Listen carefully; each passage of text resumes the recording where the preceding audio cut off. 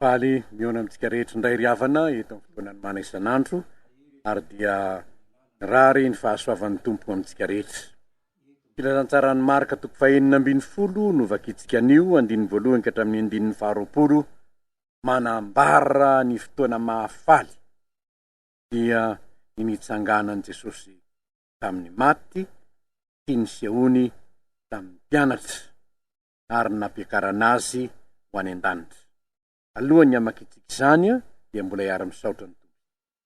Tolotra ianao raha io ny dera sy ny laza ny aja sy ny voninahitra izay ianao hatramin'ny taloha indrindra anao ankehitriny ary ho anao mandrakizay mandrakizay. Saotranao zahay tompo, mpafantatray Jesosy na dia maty aza ianao noho ny fahotanay, nitsangana tamin'ny maty ianao. Misaotra tompo no resena ny fahafatesana andinika ny mombo izany indrindra. Gataka aminao tompo, tokafy ny sainay, ahitanay zava-mahagagy ny ray ono. Enaranao Jesosy, tanay izany. Marika toko 6 andininy voalohany ka hatramin'ny andininy 20. Vakintsika amin'ny anarany. Ary rehefa afaka ny andro sabata dia lasa nividy zava-manitra Maria Magdalena, Salome ary Maria reniny Jakoba mba handeha hanositra ny fatin' Jesosy. Ary noho ny maraina koa tamin'ny voalohan'ny andro amin'ny herinandro, rehefa niposaka ny masoandro dia nankany amin'ny fasana izy ireo ary niresaka hoe izy reno anakodiny vato ho afaka amin'ny varavaram-pasana isolo antsika, fa noho ny traky izy dia indro hitany fa efa voakodi ny ala ny vato, fa lehibe dia lehibe ny vato. Ary raha niditra tao anatin'ny fasana izy dia nahita zatovo anankiray mipetraka teo amin'ny ankavanana ny akanjo fotsy talanjona. Paola zatovo taminy aza talanjona, tady an' Jesosy avy any Nazarety zay nomboana tamin'ny hazo fijaliana ianareo. Efa nitsangana izy, tsy ato izy dereo fa teo ny nametrahany azy. Mandehana lazao amin'ny mpianany Petera fa mialohanareo ho any Galilea izy, any no ahitanareo azy araka izay nolazainy taminareo. Dia nivoaka izy ka lasa nandositra niala tamin'ny fasana, fa torakovitra sady talanjona izy ary tsy mba nilaza na inona tamin'ny olona izy satria tahotra. Ary rehefa nitsangana tamin'ny marain'ny andro voalohany amin'ny herinandro Jesosy dia niseho voalohany tamin'ny Maria Magdalena, ilay namoahany 17. Ary Maria nandeha ka nilaza taminareo efa nomban'i Jesosy izay mbola nisaona sy nitomany. Ary izy ireo na dia nandre aza fa velony izy sady efa hitan-dra vehivavy dia mbola tsy nety nino ihany. Ary taoriany izany Jesosy dia niseho tamin'ny endrika hafa tamin'ny roa lahy aminy izay nankany an-tsaha. Ary izy ireo nandeha ka nilaza tamin'ny namany fa na dia ireo aza tsy ninoany koa. Fa afaka izany dia niseho tamin'ny 12 lahy Jesosy raha nipetraka nihinana ireo. Ary izy nanome tsiny azy noho ny tsy finoany ny hamafy ny fony satria tsy ninony ireo efa nahita azy rehefa nitsangana izy. Ary izy taminy, mandehana any amin'izao tontolo izao ianareo ka mitory ny filazantsara amin'ny olombelona rehetra izay mino sy atao batisa no vonjeny, fa izay tsy mety mino no elohina. Ary zao famantaran'izao no anaraka izay mino, hamoaka deminy amin'ny anarako izy, hiteny amin'ny fiteny izay tsy mbola hainy izy, handray mena rany izy, ary na dia misotro zava-mahafaty azy izy dia tsy hampaninina azy izany. Hamitra tanana amin'ny marary izy. Ary Jesosy rehefa niteny taminy dia nampiakarina ho any an-danitra ka mipetraka eo ankavanan'Andriamanitra, fa izy ireo kosa dia lasa ka nitory-teny eny tontolo eny. Ary ny tompo niara-niasa taminy ka nanamarina ny teny tamin'ny famantarana izay nomba azy. Amen. Ray masino manamasinanay amin'ny fahamateninao. Fahamarinana.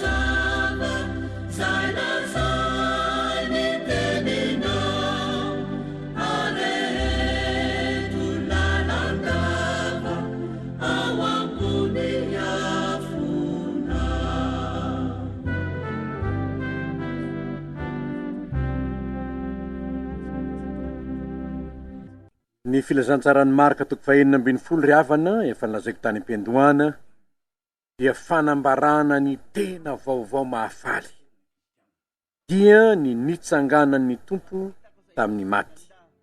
Marina aloha fa rehefa afaka ny andro sabata no nitsangana tamin'ny maty Jesosy, izany hoe andro alahady nitsanganany tamin'ny maty. Andro alahady nitsanganany tamin'ny maty. Hitatsika fa atamin'io andro io zany no nionan'ny tompo tamindry Maria, nionan'ny tompo tamin'ny mpianatra, ary dia tsy mahagaga raha mandrak'androany. Hitatsika moa fa mandrak'androany dia mivory alahady sika, ny antony tsy hoe misolo ny sabata akory ny alahady, fa nanomboka tamin'ny andro nitsanganan'ny tompo tamin'ny maty dia mivory alahady mpianatry ny tompo.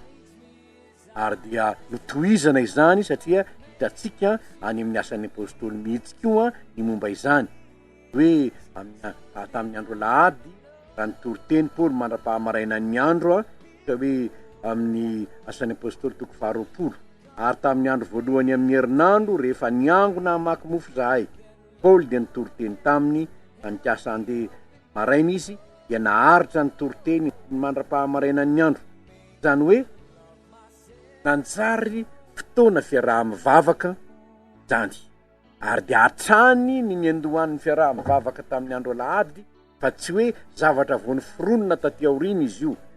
Hitatsika eto zany eto amin'ny filazantsarany Marka, hitatsika koa any filazantsarany Jaune, raha mijeritsika ny amin'ny Jaune toko 20 no anambarana an'izany, Jaune toko 20 amitsanganan'ny tompo tamin'ny maty, ary rehefa arivan'ilay andro voalohany amin'ny herinandro raha voarindrina ny varavaran'izay niangonan'ny mpianatra no ny fahatahorany jiosy dia tonga Jesosy ka nitsangana teo afovoany dia nanao taminy hoe fiadanana anareo. Ary noho izany raha misy ihany milaza hoe zavatra voany foronina taty aorina fivavahana alahady io na solon'ny sabata, tsy marina zany. Fa ao amin'ny testamenta vaovao ny apôstôly rehefa nitsangana tamin'ny maty ny tompo dia nivory amin'ny andro alahady izy, ary izany no hitohizana mandrak'androany ho an'izay rehetra mino famonjen'i Kristy Jesosy. Mazava loatra moa fa nisy ady hevitra be zany ary nahatonga ny Paoly hanoratra any amin'ny Romanina 7:20 ihany koa. Izany hoe niaona ny tompo nilazan'ny tompony fiadanana tamin'ny mpianatra dia ny andro voalohany amin'ny herinandro izay nitsanganany tamin'ny maty.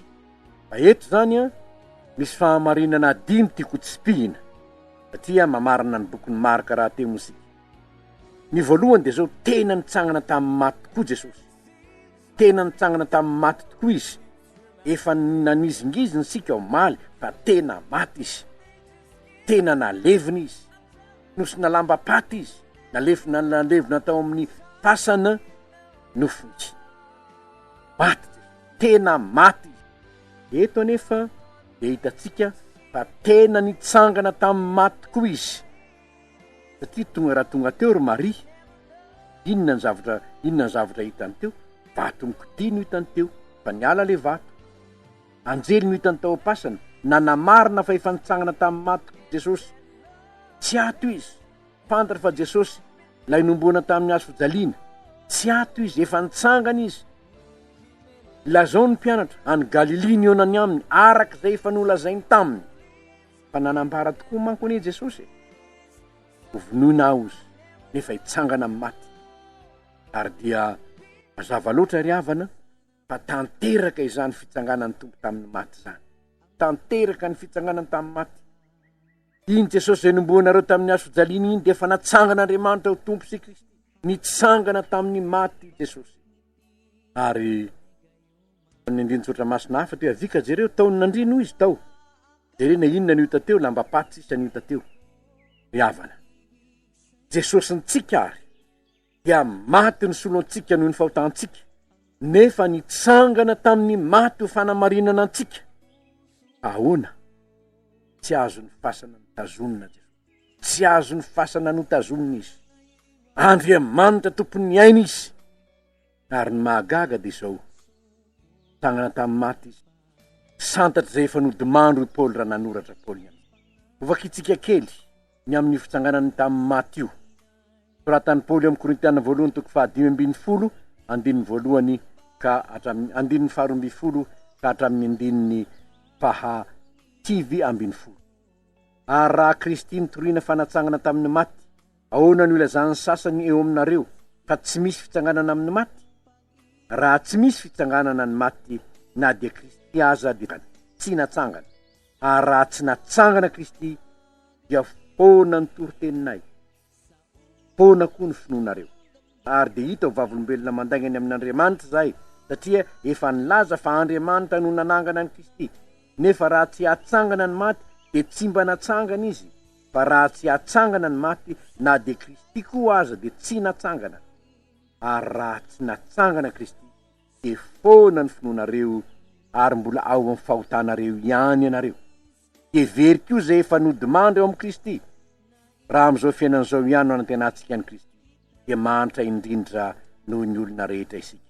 Nefa tsy izany, fa efa natsangana tamin'ny maty tokoa Kristy, ho santatra izay efa Kristy nitsangana tamin'ny maty.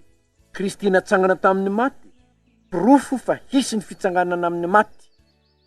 Ary raha tsy mino izany sika, tsy natsangana tamin'ny maty tokoa Kristy, dia foana ho i Paoly ny finoanareo. Foana ny finoanareo satria aive olona maty tahaka ny rehetra ihany io e. Ry havana, ny fitsanganan'i Jesosy tamin'ny maty dia manam-pirofo fa resy ny fahafatesana, ary misy ny fitsanganana amin'ny maty. Hitantsika manaraka ny hoe inona no hitranga amin'ny fitsanganana amin'ny maty. Fa hisy zany, satria raha tsy natsangana Kristy, dia tsy hisy ny fitsanganana amin'ny maty. Nefa hoy Paoly, natsangana izy ho santatra izay efa nodimandro. Ary zany ny fifalitsy. Ty mety maty ty tsy maintsy hitafy ny tsy fahalova. Nitsangana tamin'ny maty Kristy tomponao, ry kristianina malalo. Lay nomboana teo amin'ny hazo fijaliana neka nitsangana tamin'ny maty, ary izy no nilaza amin'ny olony hoe indro zaho momba anareo mandrakariva. Ambara-pahatonga ny fahataperana zao. Saingy ny fahamarina faharoa mampalahelo dia zao, tsy nety nino ny mpianatra na dia efa nanambarana azy. Tsy nety nino ny mpianatra, efa nilaza Jesosy. Ho vononany dia hitsangana amin'ny maty. Efa intelo Jesosy nilaza n'izany taminy. Kanefa na tsy nahita ny fatin-taopasana azy ary Maria Magdalena, tsy nino ihany ny mpianatra. Dia nanome tsiny azy Jesosy. Dia efa intelo aly aretsy nilaza tamina. Zany ka ho faty ary hitsangana amin'ny maty. Efa intelo aly nilaza taminareo, dia mbola tsy mety mino ihany ve ianareo? Mampalahelo ry havana, ankehitriny dia mbola tsy mino an Jesosy. Maty sy nitsangana tamin'ny maty. Na dia voasoratra azy ary ireo vavolombelona nahita no milaza ny tsanganany tamin'ny maty, dia tsy mety mino ihany ny olona. Zao ny ry havana mampalahelo e. Voasoratra amin'ny tantarany hoe Andrianampoinimerina mpanjakan'i Madagasikara rasalama tahaka an'izao hoe inon'ny olona zany satria voasoratra. Ny tenin'Andriamanitra misy vavolombelona nanamarina, tsy inon'ny olona zany. Hamafisapoany eny mahatonga ny olona tsy inoany zany. Jesosy nanome tsianany noho ny amafy fony. Laza aminao aho fa raha efa mandreny tenin'Andriamanitra ianao, manana baiboly, mahita baiboly, nefa tsy mino fa maty ary nitsangana tamin'ny maty Jesosy, elo aho ilaza aminao fa mafoany ianao zany. Mafo ianao zany. Ary zany fahamafisam-ponao zany havako, tsy hitondra famonjena ho anao anie zany. Tsy hitondra famonjena ho anao. Efa nitsangana tamin'ny maty tokoa Kristy. Maty izy, famonjena tsika. Nefa nitsangana tamin'ny maty izy, mba ho fanamarina. Mandreza ho afatra izao, any amin'ny tokantrano na any amin'ny hopitaly na iza na iza, vavaka aminao araka ny tenina hoe fampivavahamba ho sitrana. Ano izy tompo, na inona aretina mahazo azy, hainao ataony eny manasitrana azy, indraindrindra. de finoana izy atoky fa lay mitsangana tamin'ny maty dia mahay manasika ary mangataka aminao manokana kozahay ho an'ny mpitranay eto amin'ny firenena na iza tamin'ny lohan'ny firenena ka hatramin'ny lohan'ny fokotany ireo ambaratonga-pahefana samihafa mba mpitondra fanjakana manaiky ianao Jesosy tompo mpanjaka ny mpitondra fanjakana firenenay ka ianao tokoa Jesosy mpanjaka eo voninahitra anaranao Madagasikara anaranao Jesosy nay mangatany torina amin'izao tontolo izao ty filazantsara ny fanjakana ity ho vavolombelona amin'ny firenena rehetra dia ho tonga ny farany tenin'i Jesosy zany 2 taona lasa no nitenenany an'izany tsy mbola nisy radio nitoro filazantsara tamin'izany tsy mbola nisy televizion itorina filazantsara tamin'izany tsy mbola nisy roplanina hitondrana mpanompon'Andriamanitra hitoro filazantsara tamin'izany nefa efa nilaza Jesosy ho torina amin'izao tontolo izao filazantsara ny fanjakana ity vavolombelona amin'ny firenena rehetra dia vao tonga ny farany riavana tombontsoa lehibe ho an'ny Madagasikara ny fananany mpanompon'Andriamanitra maro miaraka miezaka hitory ny filazantsara hanambarany Kristy voaomby tamin'ny hazo-fijaliana nefa nitsangana tamin'ny maty mao fanamarinana antsika hitsidika tokantrano amin'ny alalan'ny onjam-peo hitory teny eny an-tsena amin'ny alalan'ny onjam-peo hanambarany tenin'Andriamanitra any rehetra any amin'ny alalan'ny onjam-peo tanteraka eto amintsika ny teniny rina ny filazantsara ka naiza ianao afaka miaino zao tenin'Andriamanitra zao tsazangamba eny mpangalarany izy maheno zao tenin'Andriamanitra eny mpangarona posy eny an-tsena izy mahazo tenin'Andriamanitra tiavany tompo anao ane zany havako tsy sitako ny hafatesan-dratsy fanahy iny tompo fa nialany amin'ny lalan'ny ratsy ao raha mandreny filazantsara re ianao raha mandreny filazantsara ianao aza manamafy hoe ka tsy iaino ny tenin'Andriamanitra miala amin'ny lalan-dratsinareo toy ny tompo fa tsy sitrako ny hafatesa fa mibeba ianareo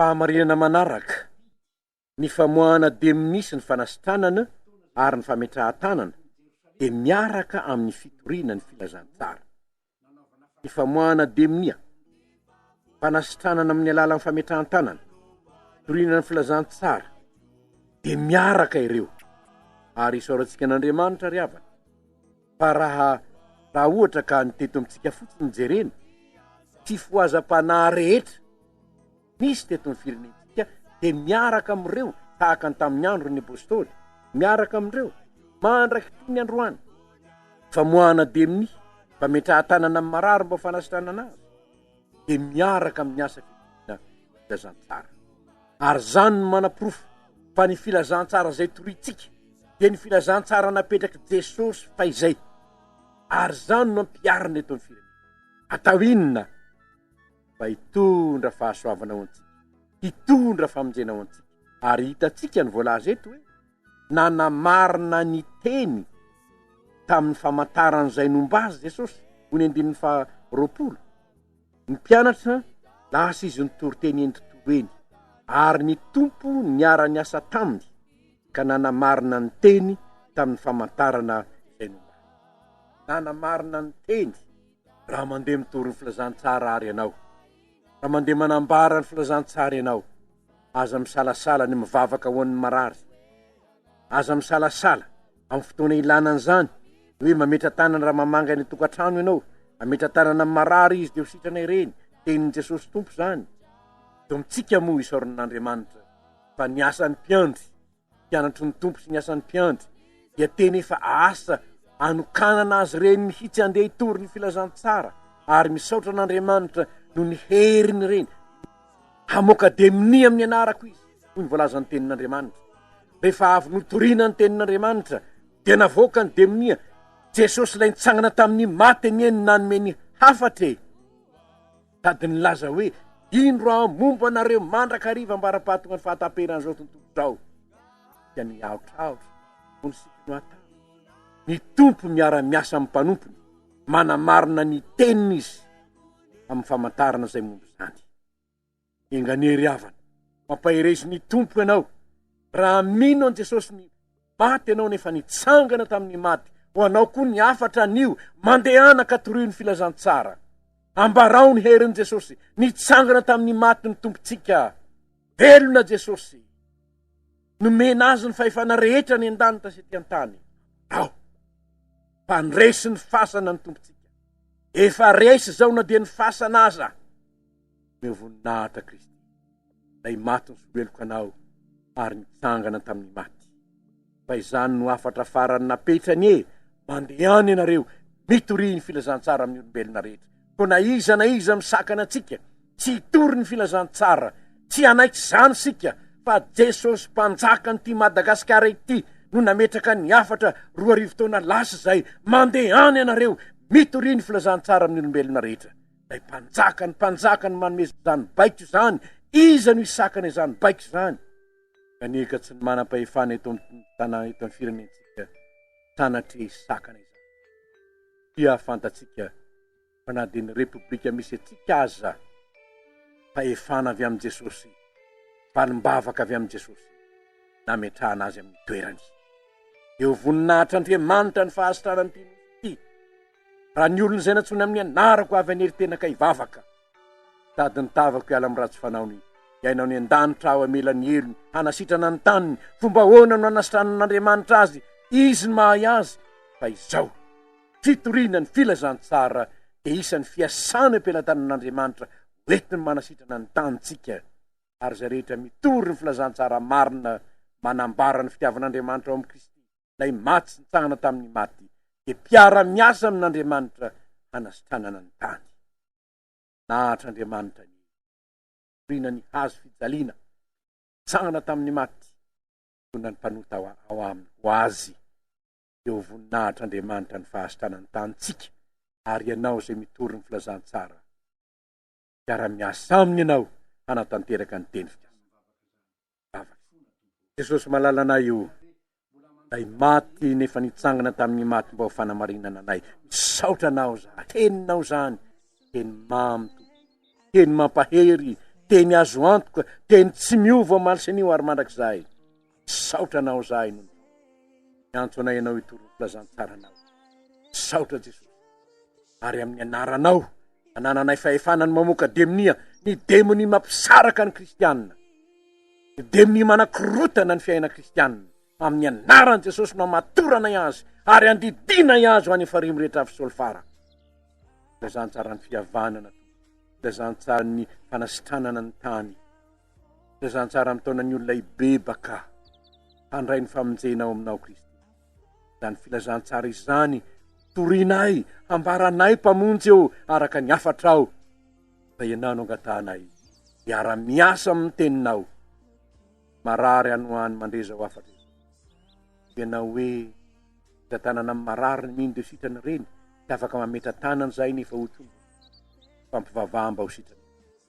Tompo na iza marary mandreza ho afatra izao any amin'ny tokantrano na any amin'ny hopitaly na iza vavaka aminao araka ny teninao fampivavamba ho sitrany. Tano izy tompo na inona retina mahazo azy hainao ataony eny manasitrana azy indraindrindra mifinoana izy atoky fa lay nitsangana tamin'ny maty dia mahay manasitrana ary mangataka aminao manokana koa zay ho an'ny mpitondranay eto amin'ny firenena na iza tompo hatramin'ny lohan'ny firenena ka hatramin'ny lohan'ny fokotany eo ambaratonga-pahefana samihafa mba ho mpitondra fanjakana manaiky ianao Jesosy tompo mpanjakany ny mpitondra fanjakana firenenay ka ianao tokoa Jesosy mpanjakany eo voninahitra sy anaranao Madagasikara sy ianaranao Jesosy nay mangatana